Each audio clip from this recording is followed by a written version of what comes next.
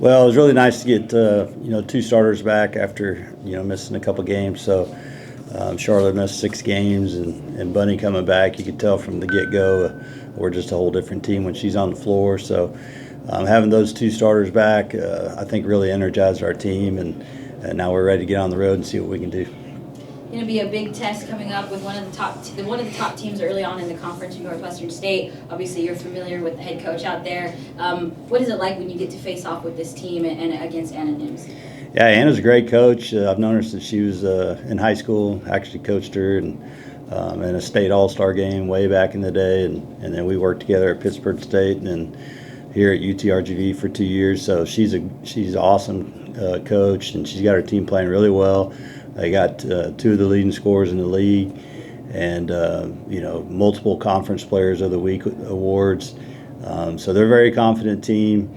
We got to do a great job of really trying to shut one of those guys down. If they both get going, it's going to be tough to win. But very talented team, very athletic, can score the basketball, very sound defensively. So it'll be a great challenge for us. But hopefully we'll continue to get better. And we've been working on turnovers. It's been a point of emphasis. We only had 10 last game, and if we can keep that going on the road, and then improve our shooting woes over the last 2 or 3 weeks, I think we have a chance to beat anybody. Talking about those shooting woes, I feel like the defense really stepped up in a couple of these last games to help you guys overcome that. What have you seen out of that defensive side so far? Well, certainly in the last game, to give up less than 50 points is really hard to do in college, and I thought defensively, we won the rebound war. It was close, but we did a great job of one-shot defense and just making every shot tough. We didn't give a lot of easy baskets up, and that's one of our 4 pillars is no easy baskets, and I thought we did a great job with that. Offensively, I thought we did a much better job of working inside out. We got post touches, and Chaslin as a freshman has continued to impress. Riley's had some great games as a freshman with Charlotte out, a couple double doubles. So we're getting that experience we need for the conference season. If we do have to sub, we've got players that have been through it now, and I think that'll help us in the long run. So real quick, regarding Erin McGuire, what was that pitch that you threw to get her from Houston Christian to UTRGV? Well, I was pretty good friends with her coach, and she happened to leave the program, so we were able to get her to come on a visit, and she just really loved the Valley. She loves Texas, even though she's from Ireland, and she kind of fell in love with it down here, and she's been a really nice pickup for us. And with her and Bunny out there together, we feel like we've got a chance to do some great things at the guard position. And she had a wonderful game the other night, played great defense, had 5 assists, 1 turnover. We got to get her outside shooting going, but it'll come. You got to remember she broke or fractured her elbow and only missed 1 game or 2 games out of that deal. So she'll keep getting better and better. But to answer your question, it was just she was a proven player in our league, and she always played good against us. And so when she got in the portal, we wanted to get her, and we were fortunate to get her. And then with her experience in international basketball with Northern Ireland, can you talk about the way that that influence has made its way over to you guys and how she's been playing with you guys? Oh, for sure. I think you see it all over the country, but the European game is really it's what you see in the NBA now. It's what everybody plays FIBA growing up, and there's a lot of international players. And back 10 years ago, there was always big post players in the NBA, and certainly at our level too. And it was back to the basket, and you really just don't see that anymore. And I think the influence of the European game has changed both men and women's basketball, and it's more of a free-flowing game, and face-up post players, and a lot more pick and rolls. And so, I think Erin has grown up playing that. We got to watch her take her country in the 22 and under games to the most wins they ever had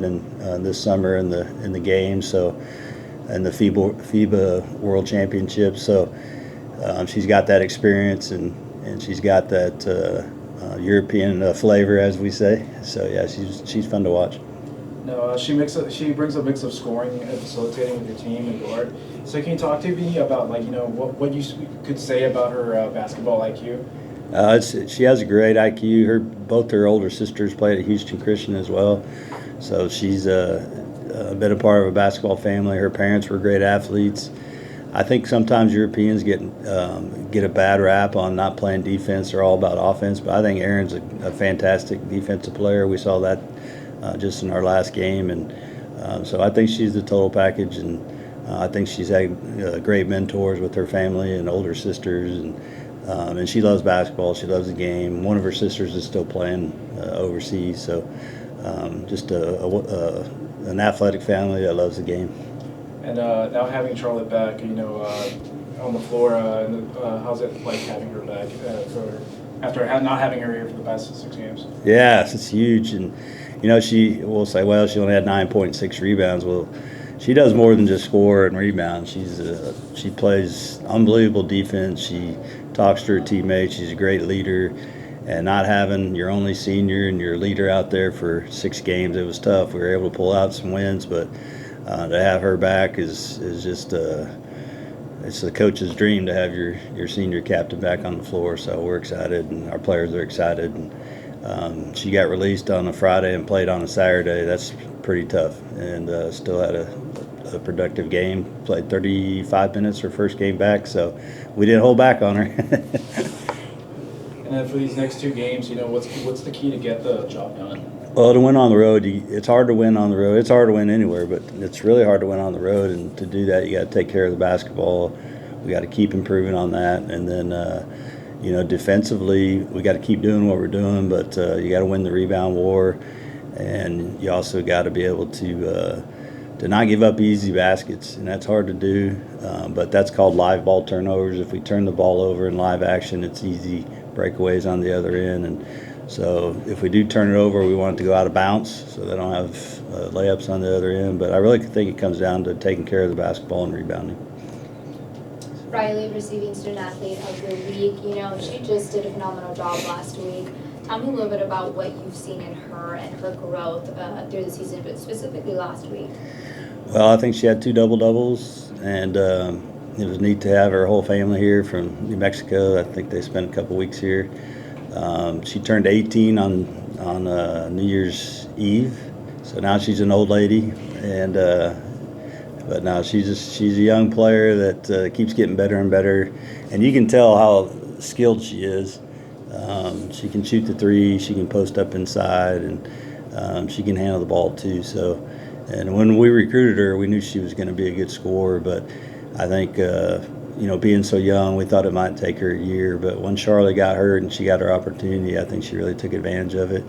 And she's a great kid, fun to be around. And I think the sky's the limit. She's going to just keep getting better and better.